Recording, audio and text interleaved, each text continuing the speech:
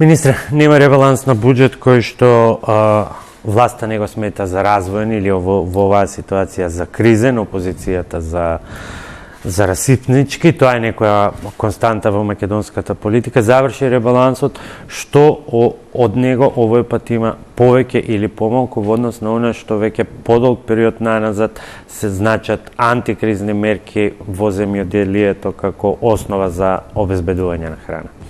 Со оглед на фактот што престои најтешката зима или една од најтешките години, особено во делот на производството на храна, овој ребаланс на буџет ги поддржува мерките кои што владата ги донесе, а се дел од националниот план за производство на храна, со што директно 45.000 фармери добиваат финансиска поддршка. Првенствено тука се за останатите исплати на субвенции од претходните години. Ова е година во која што комплетно државата ќе расчисти со до денар или до евро долг по било која една програма и затоа ги баравме овие пари да бидат комплетно ставени во ребалансот, тоа се околу 2,7 милиарди денари. Денеска владата донесе одлука со која што овие пари веќе се во програмата за директни плаќања.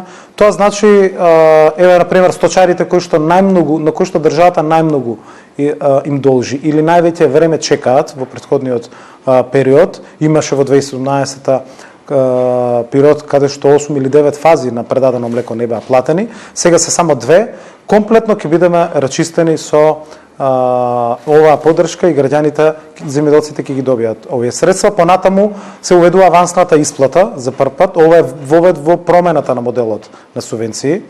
Јас денеска може да кажам дека Министерството во претходните месеци покрај разработка на кризни мерки се посвети и на целосна реорганизација на концептот или моделот на субвенционирање кој што ќе го промовираме во јавноста. За тоа малку повеќе. Меѓутоа во буџетот се и средствата кои што се за поддршка на интервентниот фонд, тоа значи 500 милиони денари плюс за 40% поддршка и во есенската сеидба за набавка на вештачко ѓубриво, други мерки кои што и други сектори кои што ќе бидат опфатени во преку интервентниот фонд, поддршка на винариите, на сточарството, поддршка за кравјето млеко, но фокусот е на стратешките култури, набавка на вештачко ѓубриво и задржување на земјоделците да ги обработуваат површините. Фактите потврдуваат дека и во делот на јачменот и во делот на пченицата, кај јачменот имаме дуплирана откупна цена од минатата година. Очекуваме и добри приноси, меѓутоа клучно е сега есенската сеидба и зголемувањето на домашното производство и предавањето на производството во домашните капацитети, заради тоа што обврска е пред граѓаните. Првин ова производство да заврши за домашни потреби, заради тоа што со нивни пари се финансираат токму овие интервентни мерки. Овој буџет може слободно да го кажам дека беше земјоделски, беше за поддршка на земјоделството. Ние го правиме планот кој што е станува збор за големи исплати од месец август натака, до крајот на годината сите средства ќе бидат исплатени. Има ли доволен баланс во овие политики за поддршка на стратешките производи кои што ги наметна кризата, бидејќи ако вие ставате фокус на свинјарството, се негодуваат другите индустрии, ако се стави фокус на житните култури, негодуваат, реагираат од примерно земјоделско производство. Има и забелешки дека премногу се форсира преработувачката индустрија, а не примерното производство. Колку сиот овој сет кој што почна со енергетската криза, која што ја предизвика и оваа криза со храната, колку овој сет во изминатиот период дава резултати? Мислам дека и со новиот концепт ќе постигнеме целосен баланс, бидејќи овие неколку месеци се фокусиравме на поддршка на стратешките култури, објавивме голем број на огласи за доделување на земјоделско земјиште, даваме како ретко која земја од регионот 40% поддршка за набавка на ѓубриво, даваме зелена нафта, само уште да работиме и да ги задржиме и мотивираме земјоделците, но фактите покажуваат дека постојано во овој период се зголемува и производството на стратешките култури. Тоа јачменот го потврдува. Од увозно зависни станавме земја која што извезува големи количини на јачмен и тука поддршката сметам дека треба да продолжи. Новиот концепт ќе се базира токму на тоа да не се финансира се и се што, да се финансираат стратешките култури. Никој нема да биде оштетен, нема да се намали буџетот. Меѓутоа, конечно, ќе ги елиминираме сите манипулации кои што може да постојат, а зашто ни требаше време да комплетно ги воочиме. И секако дека ќе даваме поголема поддршка на сточарството, се уведува авансната исплата, се елиминира неформалната економија во делот на земјоделството. Фокусот, кажав, ќе биде на стратешките култури, меѓутоа не смее да ги изоставиме, како што велите, и преработувачката, која што е најголем извозник, од која што имаме огромен девизен прилив. Таа постигна огромен скок оваа година од над 77 милиони евра девизен прилив, или винарството, видовме дека сме втори во регионот после Грција, а пред Бугарија, Хрватска и сите останати во делот на извозот на вино, кое што во најголем дел сега е и флаширано, 60 милиони евра. Тоа се девизен прилив кој што се остварува тука. Ќе се фокусираме на малите, односно на вистинските земјоделци, оние кои што постојано бараат да бидат попривилегирани, оние кои што се регистрирани и кои што екзистираат од земјоделството. За нив ќе има отворени повици во текот на целата година, но сакаме субвенциите да ги конкретизираме, да ги користат за инвестиции. Затоа овие отворени фондови и грантови во следните 5 години ќе овозможат да во секој еден момент вистинските фармери кои што екзистираат имат можност не да чекаат повици, рокови и така натаму, туку да навистина влезат во инвестиции. И секако тука би ги додал новиот закон за советодавни услуги, кој што ќе овозможи со неговото носење избор на советник од соодветниот регион, нови приватни лиценцирани советници за едукација во земјоделството, за да можат мобилна апликација на сите земјоделци да добиваат сите информации, и мерка преку руралната програма на кој начин они тоа ќе го добиваат со 70% поддршка, и секако законот за осигурување кој што е скоро готов и за кој што траат јавните дебати, врзувањето на воведувањето на задолжително земјоделско осигурување. Секако дека пакетот е многу пообемен, многу поголемен, и во следниот период ќе го дискутираме и сметам дека со тоа ќе воспоставиме и ред и контрола и да нема манипулации, ќе ги врзиме субвенциите со инвестиции. Министре, видовме што се случуваше во маркетите, делот тоа не е во вашиот ресор директно, меѓутоа сепак станува збор за економски движења кои што се врзани по принципот на врзани садови.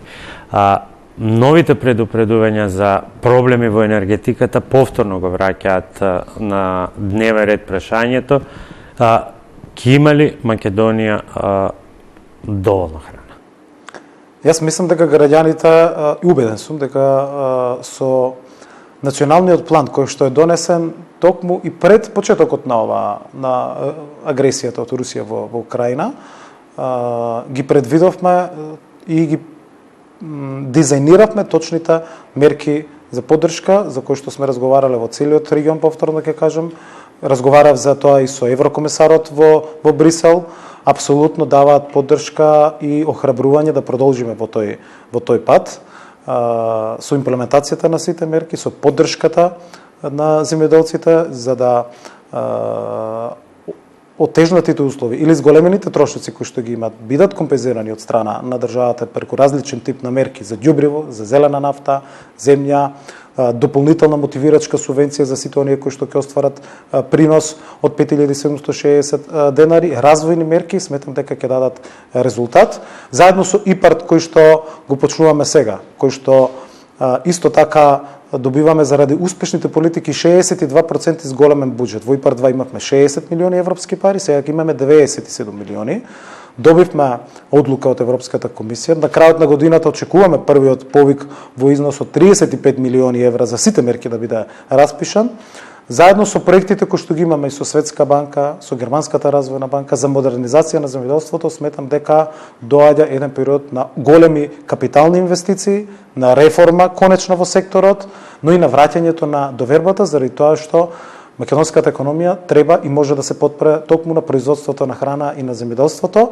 А тоа пред се во вакви кризни времиња ја праќаме пораката до трговците, до сите, а со сите одржуваме состаноци и средби, секој треба да мисли да се однесува морално, етички, заради тоа што со парите на граѓаните сега поддржуваме мерки и политики и затоа е целта првин да бидат задоволени домашните потреби. Значи храна ќе има.